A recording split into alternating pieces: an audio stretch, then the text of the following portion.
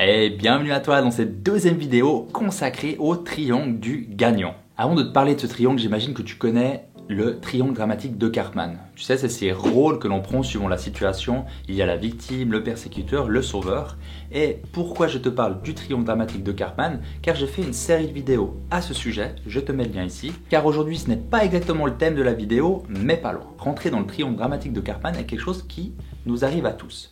Mais plus nous sommes conscients de ce qui se joue entre nous et les autres et ce qui se joue en nous, plus il est facile de sortir de ces jeux de rôle. Mais nous pouvons tourner le triangle dramatique de Karpman à notre avantage avec le triangle du gagnant d'Asei Choi. Le rôle de la victime devient le rôle de la vulnérabilité, c'était le thème de la vidéo précédente. Le rôle de persécuteur devient le rôle de l'affirmation de soi, le thème de cette vidéo. Et le rôle du sauveur devient le rôle du souci de l'autre, la prochaine vidéo. Alors, prêt à tourner les choses à ton avantage et les voir sous un autre angle? Intro, et c'est parti!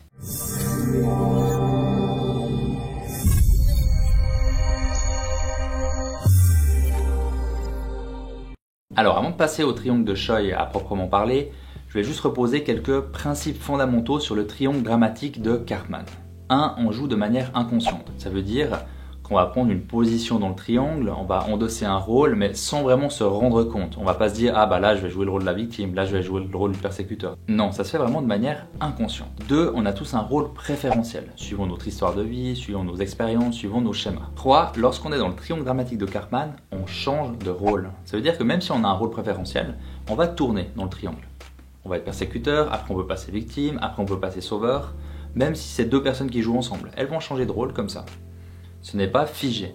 Et 4, alors il y en a d'autres mais ce n'est pas le thème de la vidéo, on va s'arrêter à 4, chaque rôle est interdépendant. Ça veut dire que chaque rôle a besoin des autres rôles pour exister.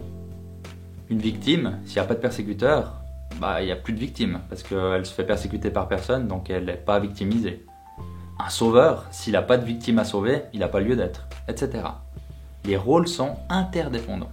Donc il y a ces rôles que nous endossons parfois et Asei Choi, un analyste transactionnel, a inventé dans les années 90 le triangle du gagnant. Et avant de te parler comment le rôle du persécuteur peut se changer en rôle d'affirmation de soi, je vais juste redéfinir les caractéristiques d'un comportement du rôle du persécuteur. Le persécuteur va imposer son cadre de référence, il va imposer sa vision du monde, ses idées. Il va agir pour son propre intérêt et va chercher à combler ses besoins coûte que coûte. Le persécuteur est très souvent une ancienne victime ou un ancien sauveur qui n'aurait pas réussi sa mission. Je m'arrête là pour le descriptif du persécuteur, bien entendu.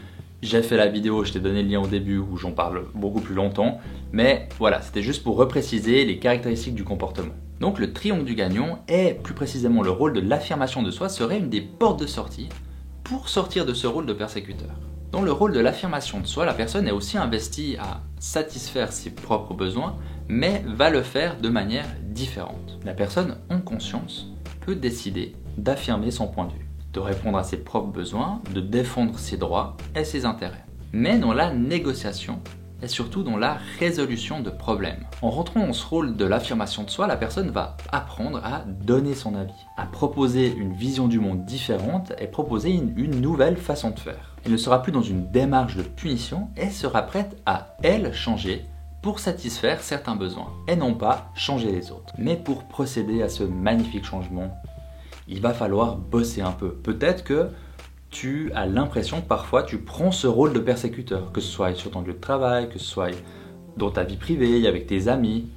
Première chose, c'est de ne pas se fustiger, ne pas se faire culpabiliser. On joue tous, on joue à tous les rôles, on a des rôles préférentiels et c'est comme ça. Mais grâce au triangle d'Asei Choi, tu as peut-être une porte de sortie de faire autrement, d'utiliser ce rôle de l'affirmation de soi. Et pour ça, il va falloir un petit peu bosser sur toi. Pour commencer, l'estime de soi.